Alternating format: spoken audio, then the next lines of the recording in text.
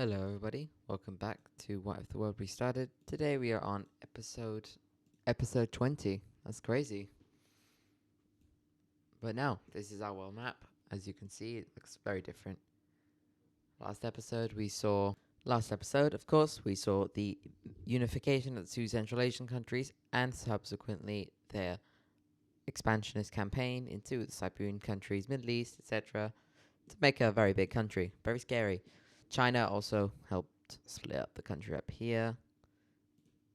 And yep, in Italy we saw the resurgence of um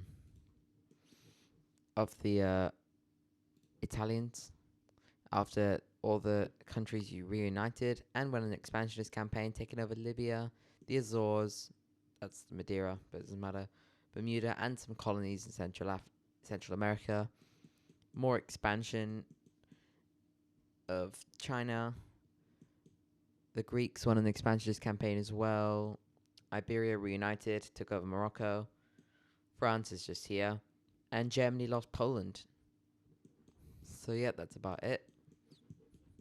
We also saw the UK and start annexing Papua New Guinea, etc. But yeah, let's get straight into this video. So, as of right now, I'm working on a few new layers. You can have a little sneak peek to one of them, which is the waters. So this is kind of what we're going to do. It's just going to show where each country's waters are, where they can put stuff. And later on in the series, when we get to the modern era, we can do like warships and naval bases, etc., which I think is going to be pretty cool. But yeah, anyway, we're going to get right into it today with our first event of the episode occurring here. We have, drum roll, China. China, they're quite big. And well, they're going to have a little bit of a good old successionist crisis. That never ends well. Wait a second. What? What is this?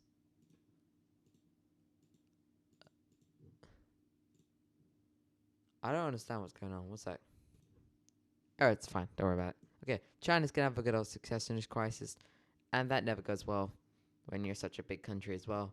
For example, the Mongols, they were like both of these two combined, except without Soviet, Siberia and Middle East and Southeast Asia, and also colonies in North America. So that's never going to work out well. And China, well, they're going to go down. Well, we're going to see what's going to happen, aren't we? Well, the leader dies in the capital right here, and he didn't have an heir. It's very similar to like the end of the Tudors in England, but this is going to be a lot more severe for the country. Nobody's really in line for power except the cousin, but the cousin is like the ruler of this country, and they're like, we're not giving up our throne to them. So then loads of groups begin to branch off from the capital, and China's like, can we not? And the groups are like, well, we're not giving up our sovereignty. So, and now the groups are beginning to divide China as people are going for power, and they don't want a random guy coming to power as well. So, yeah, it's not good. They're going to have to sort out the problem. But first, good old civil war. We also have some independence movements coming up here, where we have this Siberian country Siberian peoples trying to rebel, and they do pretty well, capturing 2 major cities and 3 pretty quickly, moving along the coast and capturing this entire region in here. Chinese forces are unable to respond before this peninsula falls too. The Siberians continue to move along the coast, moving now also inland to try and encircle Chinese forces, which they do successfully, and capturing this major city. Siberia is doing pretty well so far, as Chinese forces are slowly moving up. But now we're going to have a rebellion in none other than Korea. First time we're seeing them in a very long time. But it's about time we have Korea again. We have rebellions from all sides of Korea popping up and uniting together. under one common cause to bring back Korea. And they do just that, taking over the south and the north, creating something like this. Japan's like, I'm gonna watch this, but they begin mobilizing anyway. We also have some rebellions popping up down south in the Philippines, as we have a group that takes over the entire Philippine colony. China's like, no, no, no, no, no, no, no, no. Why are we doing this? We even have some groups popping up in the southern regions of China along the Pearl River Delta who want a more democratic way of running China, which obviously doesn't go with the government's policies. So they're going to create a nice little state looking down here. They're going to keep moving up along the coast. We see democratic forces also spreading to Taiwan, where they capture the island, as well as a few other major cities down here. And this is where Japan's like, this is my time. So they officially join the war on their own side for expansionist purposes.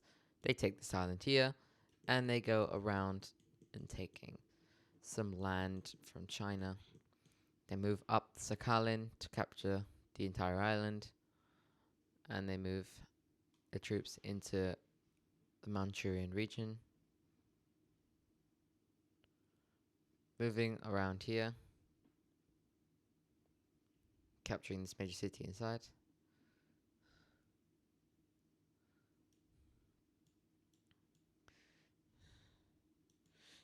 With Japan managing to capture this before Chinese forces eventually will slow them down. It's not going to be easy to overthrow them, but it is working so far. We also have a group popping up over here near Lake Baikal.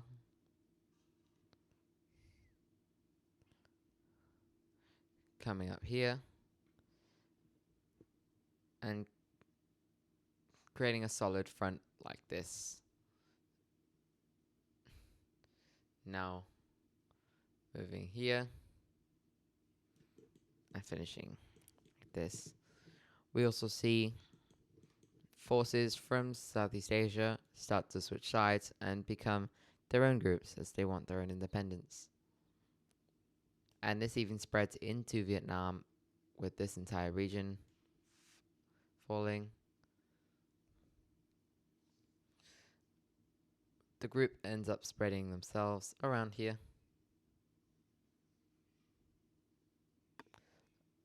This is really nice movement. And we even see Vietnam getting involved to try and take a bit of land because they haven't expanded for a while, so.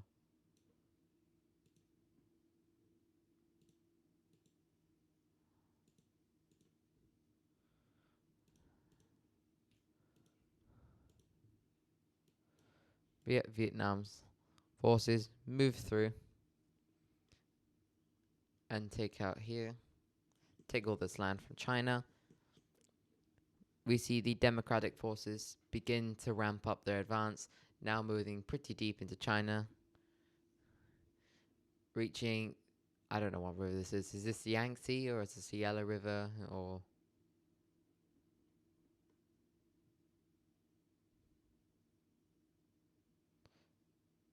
And moving up like this.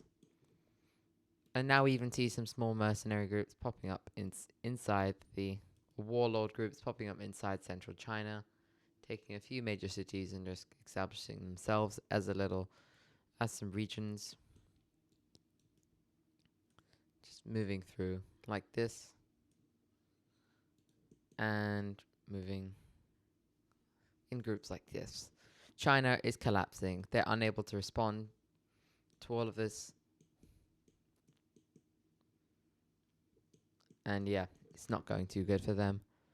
As we see the colony start to rise up against China, moving the forces up Baja California to create a nice little front in Central America. We're going to go with this color actually because it looks like very nice. And this group is receiving support from America, as this could be one of the only other allies in the region. Forces continue to move up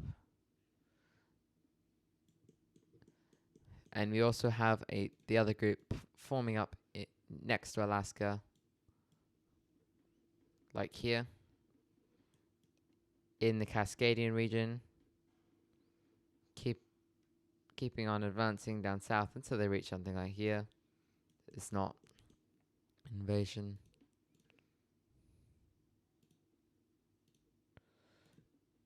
And now they keep advancing. And eventually both countries will split the rest of the colony like so. Until we get like this. Until we get a front like this. Now China is officially almost collapsed. As we see a nationalist group with almost like a early form of a dictator / populist leader, taking power in one of the local regions up here and beginning his own uprising. However, China is not going to be able to hold this back, as this gains a lot of traction in this northern regions of China, particularly over here, where they are able to capture this entire region here in central China without much resistance, and even push towards the bay over here in China. They keep advancing now, reaching warlord states, and this is almost what you'd call like an early fascist kind of vibe, what we're going on. With now Japan moving their forces up to the border with this country here.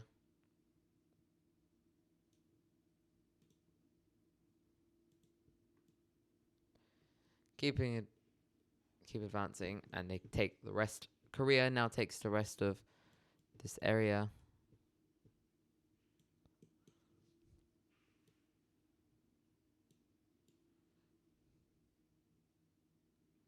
We also see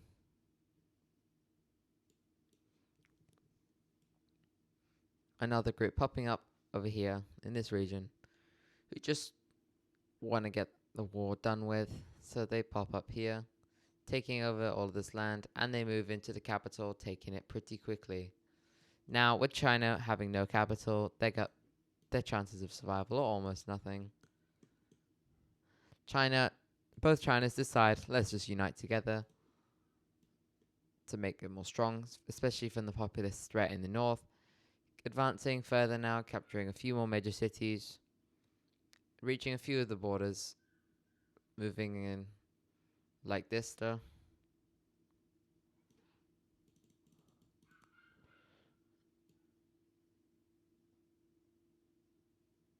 Here, let's advance.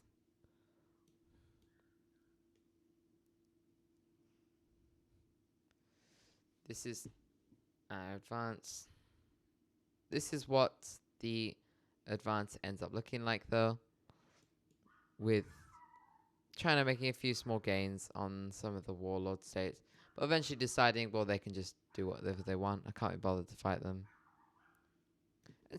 Until this is what we end up having for China, and they officially sign peace agreement with China. The Siberian country will end up taking this entire region over here before they have decided they've got enough.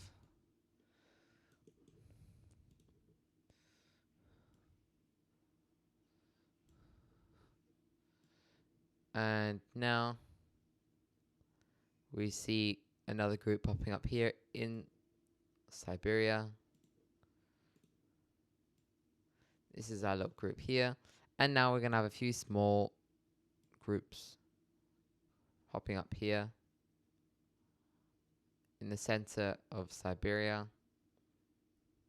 These are the small like language groups that are still left.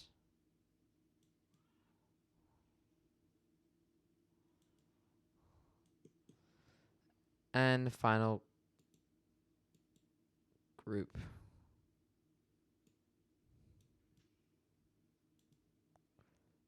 This is what we've got here. Nice. And now the final thing we're going to do is have one last group forming down here to take the rest of this region.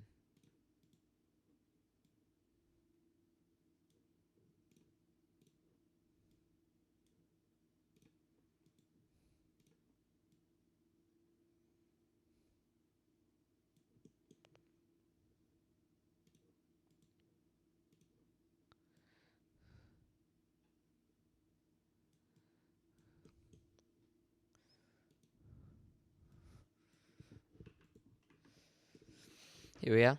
Nice. This is what we've ended up looking like with the north of China, just basically splitting into a bunch of different states.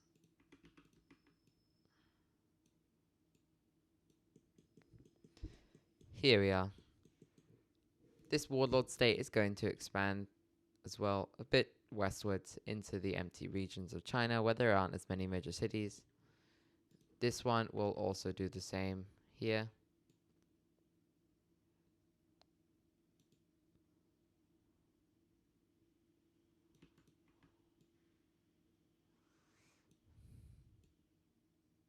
This one moving here.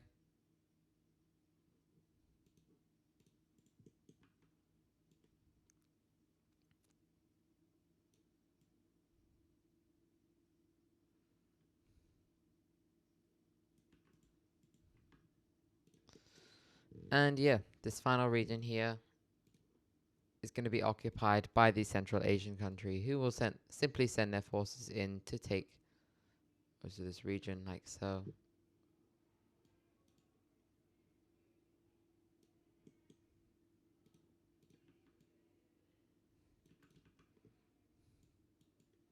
And the populist movement will also take over this region right here.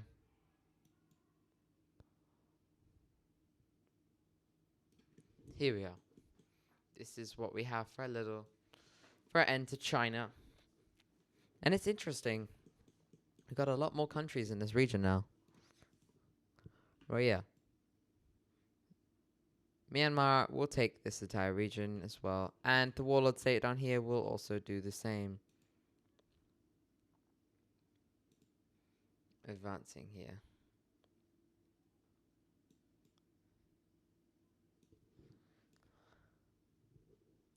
Here, this is what we have for China. And it's interesting. Yeah, I like it though. It's becoming a quite common theme to see this now. But anyway, what we are going to see happening. We have the Central Asian country annexing this entire region here. Japan annexing this. Why does that look different? Okay. And Japan is also going to annex Hawaii from China. So let's color that in. Very cool. That's nice. Now we move over here to the Middle East, where we have a rebellion in the Persian country. This is an open rebellion. They are sick of being ruled by Persian when they're not Persian. Fair. So the first group comes up, takes this entire region. Boom, goodbye. Nothing you can do about it. They keep trying to advance, however, they've got a good grip on the front line until another group comes up, and that group doesn't last for very much longer as this group also revolts.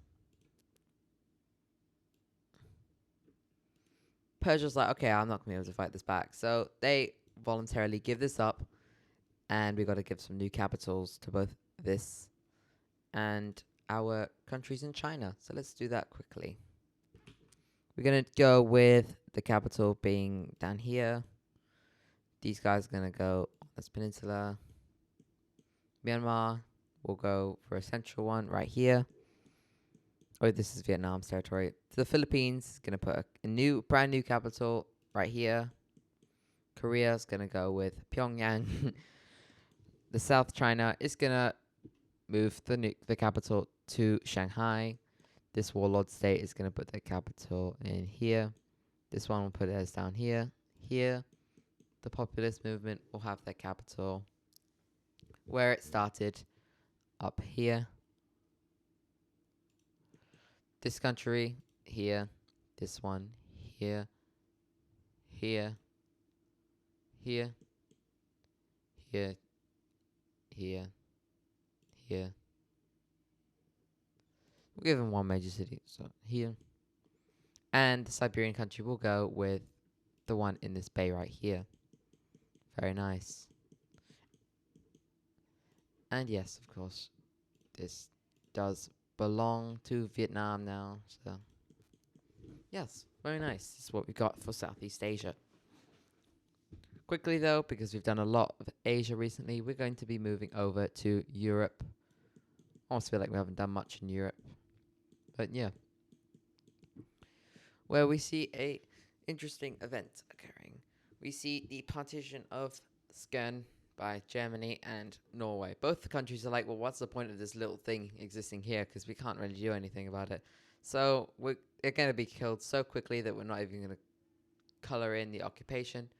And it's simply just going to be what they're going to look like. The capital is erased very quickly. And they never existed, really. They're back to normal now. We also have something going on in Russia, where Russia will no longer be able to keep hold of the Baltics region, where we have the red team coming back again in a slightly different color, but the same people, though. They never gone away. And yep, Russia's just going to give that up.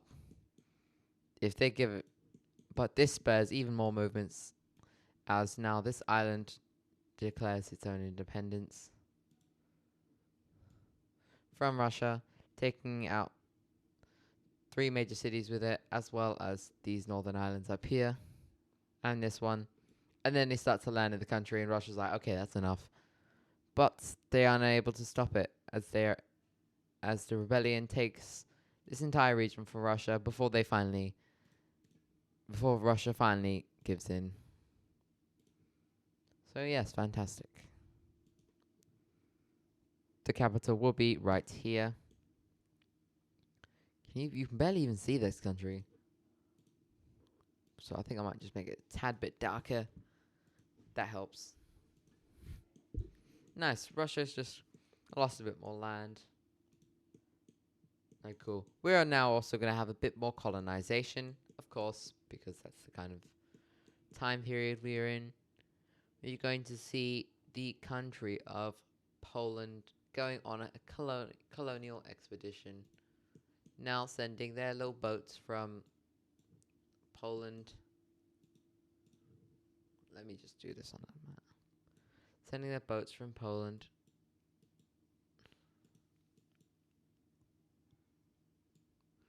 through the Baltic Sea, around through England, through the Atlantic, all the way down. Keep it going. And yes, Poland reaches the country. And of course, they're not going to do all this way for nothing. So they're going to set up a little colony. Actually, it's not little. But yes, Polish boats are going to completely destroy this poor Namibian country. But yeah, they got eradicated. And they've now become the Polish colony. And Poland isn't done right yet, as they're going to send their boats from here all the way around. And now to Madagascar, where they take out the north of the country, the northern country. This one's gone, and wrong one. And this one is gone. Immediately, with the new settlers coming in from Poland, they're going to found some more cities in Namibia, founding a few small ports and some cities in here. Same in Madagascar, founding a few other cities. Nice. We have now got how many colonial countries? So we've got 1. No, let's do it in black so you can see it more clearly. 1, 2, 3, 4, 5, 6.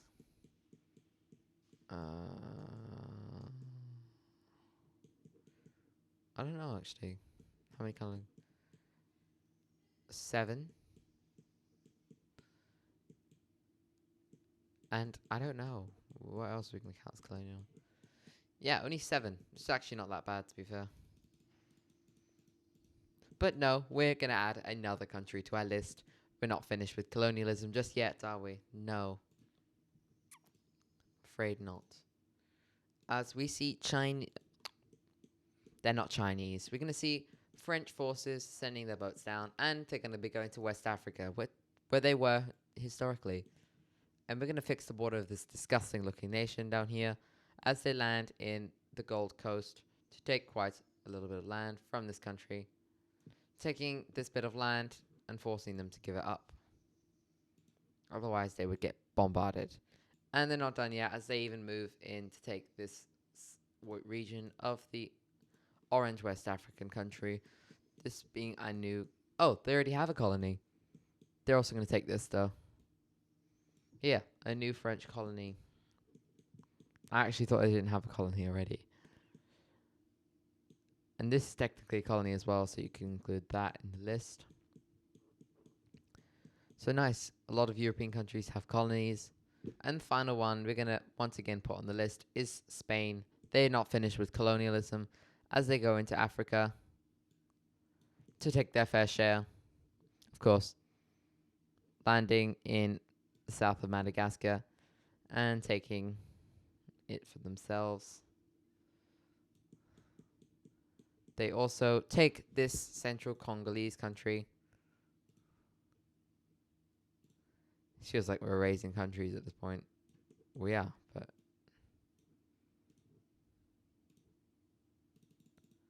Once again, they are going to found some more cities in this country and in here as well. Just for resource harvesting, etc.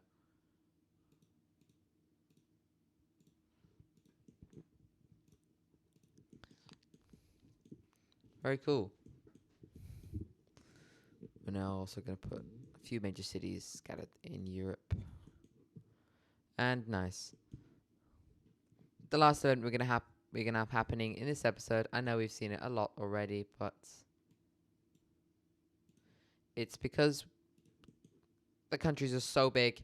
Like this Central Asian country is really big. And remember, we're still only in like the late 1500s, maybe 1580 now. So colonialism is starting to really ramp up here. This country is really big for its time, and all empires must come to an end. I'm not saying this is it now, but we see a lot of instability as this country has got really big, and even in the 2 original countries there was instability as there were so many different groups, but now they are starting to slowly boil over as we have local peoples starting to rebel away from the Central Asian country, capturing this entire region. We have some more of them over here. And 2 groups in the top managed to actually encircle this entire region and capture all of Ukraine. And Russia's like, no, the Central Asian country's like, you know, you can just have this. I really don't care. It's not that big of a deal for me because I didn't really change that much. They're like, yay. So we've got Ukraine back, guys. That's really cool. And the second group that pops up to try and have a go at taking some land is another Arab country who manages to take this entire region. Once again, but now the Central Asian countries are, okay, that's it, no more. They don't want to lose any more. But they were happy to give up these bits of land. So to compensate for the amount of countries I just completely erased from Africa, we're going to be adding some new ones. So one here, and in here, they're also going to get another major city in the west. And this one will also get one guitar. Lovely. We're also going to add a new layer right now, which is going to be called colonies. This layer will only apply until we reach the end of the age of colonialism, which is or just the end of colonization period. But now what we're going to do is we're going to have, this can be the last event of the episode, we're going to have a little thing where we just simply say who owns each country on it. So we're going to get rid of all this Italy, Bermuda, Azores stuff. So goodbye, goodbye, goodbye. And we're going to replace it with something better. We're just going to do that on this layer now. So instead we've got Italy. Oh.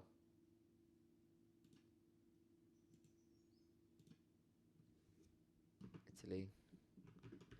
Azores. I'll be right back and we'll do it for some African countries as well. Now, this is the last thing I'm going to talk about for this day's episode. We're also going to do a new thing where colonies will have a capital, but instead of being yellow, it will be green. But like, let's say, for instance, this one right here is going to go with the capital being right here because it's British Seychelles. But it will also have a few colonial, it'll have some, the major cities will stay yellow, but instead it will just be like this. Right? That makes sense. Anyway, thank you for watching today's video. Make sure to like, subscribe, and next episode we'll also talk about this even more. So yeah, see you. Bye.